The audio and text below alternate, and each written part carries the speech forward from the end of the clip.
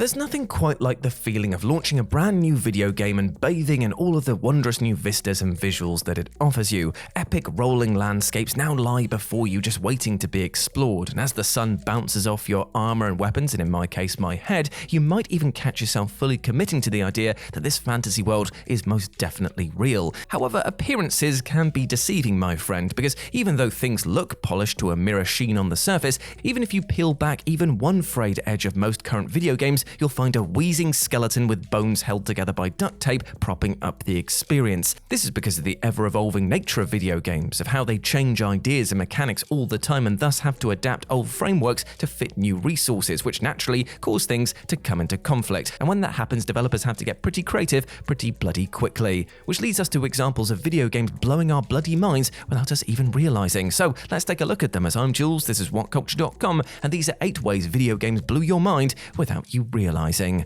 Number 8. Necromorphs are pretty much all unique. Dead Space Remake. Now, it was with a collective sigh of relief that the recent Dead Space Remake arrived on the scene with both style and grace earlier this year, doing justice to the original source material while adding in significant quality of life improvements that show others in the field just how things should be done. And one of the tweaks made to this game is, on paper, actually rather tiny, but has a huge impact on the player experience overall, and it concerns the necromorphs and the concept of flesh tearing. As pointed out by Mandalore Gaming in their review of the remake, they noted how in this version the player has to not only shoot through the bone of the necromorph limbs in order to defeat them, but now has to go through muscle and flesh that surround it. This means that players will need more ammunition overall to rip through the muscle in order to expose the bone.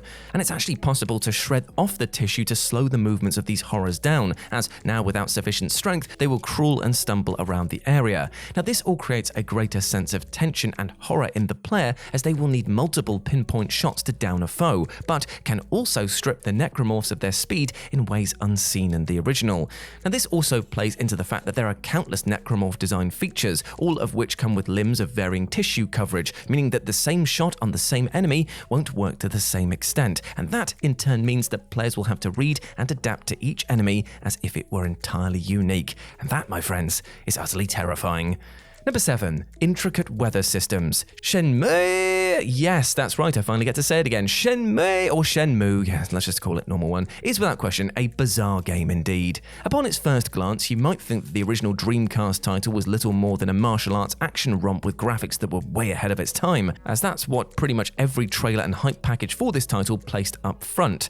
However, it's only when you sit down to play Shenmue that you realize that it is so much more than this. True, the action is still very present, but there's an equal focus on, well, how to put it, the sheer mundanity of real life, in that you're constantly tasked with exploring and gathering clues as you would in real life through asking people questions, taking note of their routines, and even taking up part-time jobs so you don't bloody well starve to death.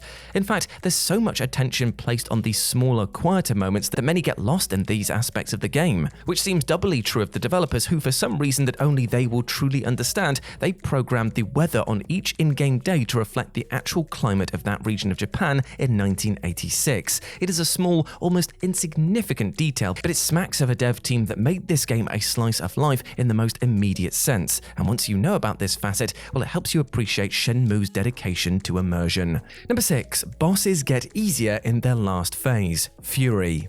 There's no beating around the bush when I say that Fury is a game that will have your trousers down more than a few times, and its red-hot poker-style gameplay will definitely brand your buttocks as it then proceeds to kick your teeth in. What I'm trying to say is that it's very hard. Very, very hard. It's brilliant, don't get me wrong, but it's definitely the type of game that will break your wrists before ever trying to hold the player's hand. Or so it would seem, because as it turns out, this game actually takes it easy on you when a boss reaches their final phase.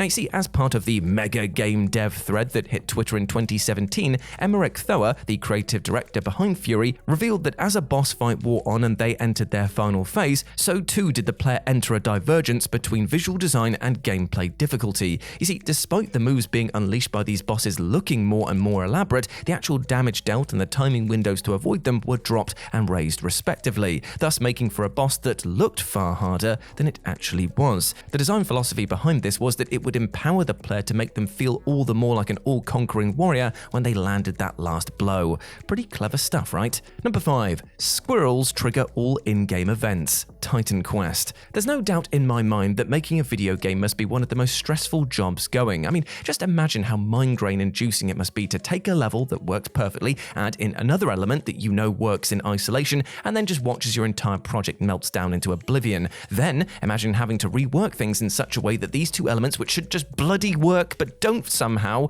actually cooperate together. Well, for the video game Titan Quest, the answer to get things working was actually as simple as it was utterly insane. Because it was invisible squirrels. Yes, you heard me right. So it turns out that according to Arthur Bruno, the lead designer of Titan Quest, the game had a real issue with not being able to delay actions or events after a trigger was hit. This made for some rather infuriating moments where the team would want a door to open or close on a delay, but the game simply wouldn't allow them to do this. And as the team was already under significant time pressure and resources weren't readily available, QA testers were brought in to help generate solutions, and it was one of these unnamed heroes that came up with the idea of using the idle animations of squirrels to delay the events after triggering. Soon, this became the default timing mechanic in this game, and were made invisible to hide this rather strange solution from the player. So if it ever feels like you're being watched while playing this game, you quite literally are by thousands of tiny invisible squirrels.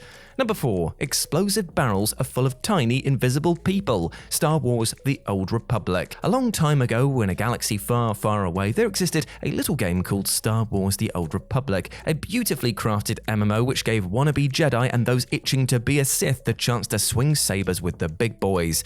Yet in a time not so long ago, and in a hive of scum and villainy, also known as 2022 and Twitter respectively, lead combat designer George Zola revealed that there was a lot more going on within this game than meets the eye, and detailed a rather humorous case of the explosive barrels found within this game. It turns out that these barrels were actually filled with, and I can't believe I'm saying this, tiny explosive humans, as the game was unable to allow damage to be inflicted on an object, and so the barrels had to be reconfigured to be humans that detonated upon death. Another reason for this odd change is that originally the barrels had much more complex designs that worked around the who can receive damage quirk, but it totally tanked frame rates when implemented.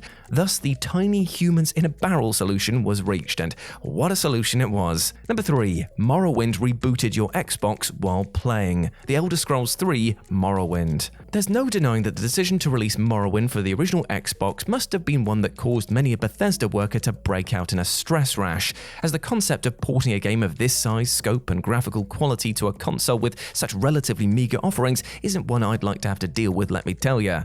And yet, the game not only managed to make it to Microsoft's flagship console, but went on to become one of the most lauded on the platform, and many to this day still wonder how the team managed to pull it off as smoothly as they did. Well, thanks to a collective interview with other Xbox luminaries, Todd Howard revealed that one thing that massively helped them was rebooting the console while you were playing it in order to free RAM. As you can imagine, Morrowind is quite intensive on resources, so the original Xbox capped out fairly early when it came to random access memory. Therefore, the team would implement lengthy loading screens to secretly hide the fact that they were actually rebooting your console to free up space for the area ahead.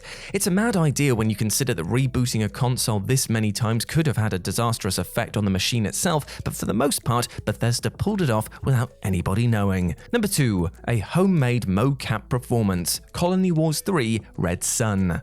I think we all know that pang of fear that strikes whenever we accidentally delete a file that 10 minutes later we realise that we desperately needed. I mean, case in point, my entire master's thesis that was plucked back from the ether at the last moment thanks to a much more computer literate student. Cheers for that, Andy.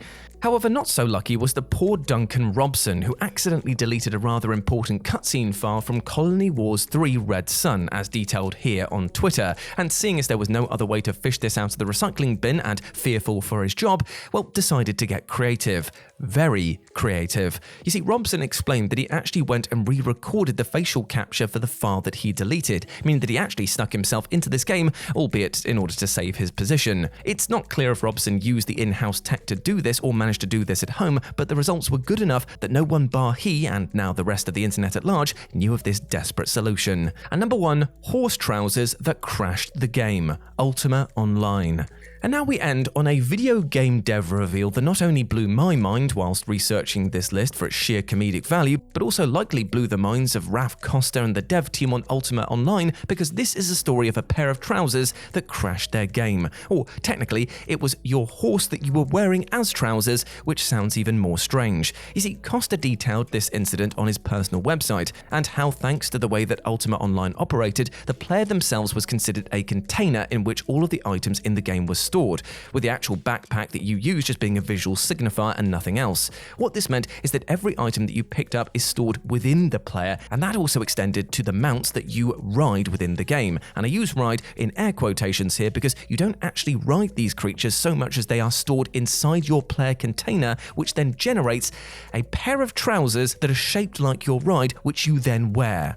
That's right, you're actually wearing your own mount as a pair of insane pantaloons. Except it doesn't end there, because it turned out that just because your mount had been placed inside the player container, that didn't mean that it was content to just sit there and pretend to be an item, because the team soon found their game crashing and couldn't figure out why, until it was discovered that the horses and other mounts within the player container were moving around, eating consumable items, and even going outside of the boundaries of these containers and breaking the game. And there we go, my friends. Those were 8 ways video games blew your mind without you realizing. I hope that you enjoyed that, and please let me know what you thought about it down in the comment section below. As always, I've been Jules. You can go follow me over on Instagram at RetroJ, but the O is a 0, and I hope to see you over there because you can come check out all the Warhammer miniatures that I've been painting up. I know, I am a nerd. I'll speak to you soon. Bye.